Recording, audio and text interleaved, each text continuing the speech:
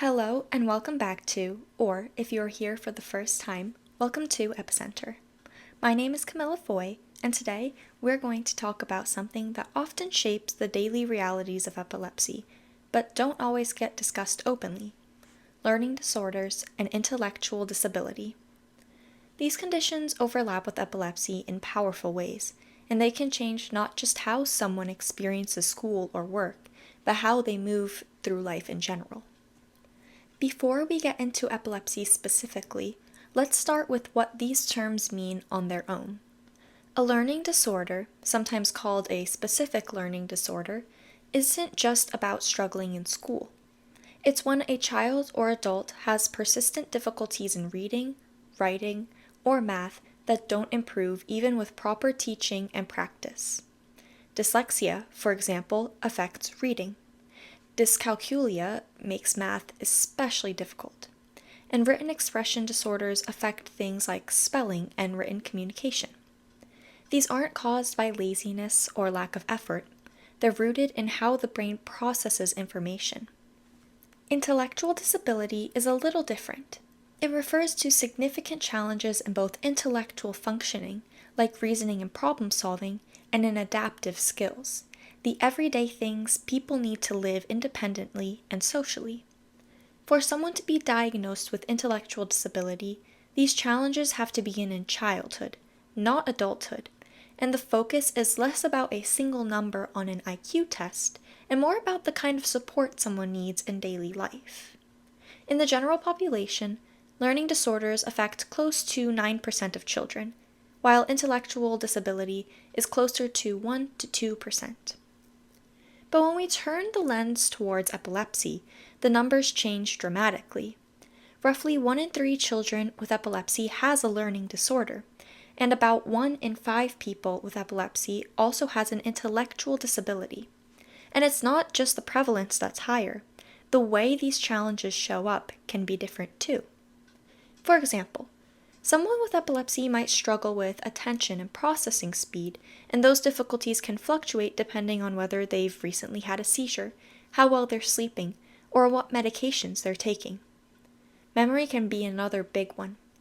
Kids sometimes study hard for a test, only to find that the information doesn't stick, a problem linked to sleep disruptions and abnormal brain activity between seizures. Language can also be affected. Some people have trouble finding the right words. Others struggle to understand or express themselves clearly. And in rare syndromes, like Landau-Kleffner, language skills can actually regress after seizures begin. Reading, writing, and math are all vulnerable, but math in particular, skills like problem solving and number sense, tends to be one of the most common areas of weakness in epilepsy. These patterns look different from what we usually see in the general population. In kids without epilepsy, learning disorders often appear in just one domain, like reading or math. But in kids with epilepsy, the difficulties are more widespread, spanning multiple areas at once. These reasons are layered. Part of it comes down to shared causes, like same brain abnormalities or genetic factors that contribute to epilepsy can also underlie learning and intellectual challenges. But epilepsy itself can play a direct role. Seizures, abnormal brain activity during sleep, and even the medication used to control seizures can all shape how the brain learns and remembers. Medication is an especially delicate piece of the puzzle. Some anti-seizure drugs are known to slow down thinking or interfere with word finding. Others are considered more cognition-friendly. And some, though effective for seizure control, can sometimes worsen irritability or behavior. That means treatment plans have to balance seizure control with the cognitive and behavioral side effects, which isn't always easy. So how do clinicians and educators respond to these challenges? The first step is recognizing them early. Guidelines from groups like the American Academy of Neurology recommend screening children with epilepsy for cognitive and developmental problems within the first year after diagnosis. From there, formal neuropsychological testing can pinpoint specific weaknesses and guide school supports.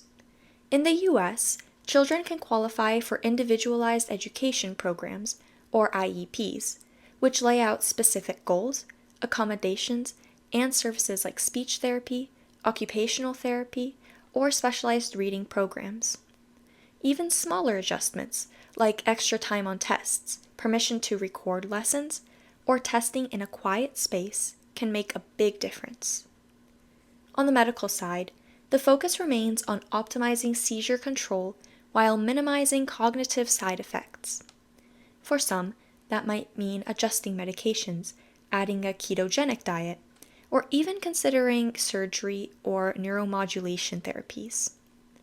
The goal isn't just seizure freedom, but a better overall quality of life, one where learning and independence can grow.